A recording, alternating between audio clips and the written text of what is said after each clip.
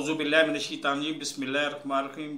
ले जी, पाकिस्तान के 23 करोड़ आवाम को बहुत बहुत मुबारक हो कि आज जिसकी तवक्को बिल्कुल भी नहीं की जा रही थी, आज सुप्रीम कोर्ट ने इमरान खान को ज़मानत पर रिहा कर दिया है।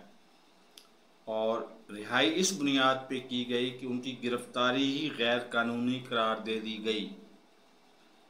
तो मैं कौम को फिर से आगाह कर देता हूँ, जो इन्होंने नया ज्वाइन किया है, कि कौम ने आज सुप्रीम कोर्ट ने ज़मानत की बुनियाद पर इसलिए रिहा कर दिया कि उनकी गिरफ्तारी को गैर कानूनी करार दे दिया गया।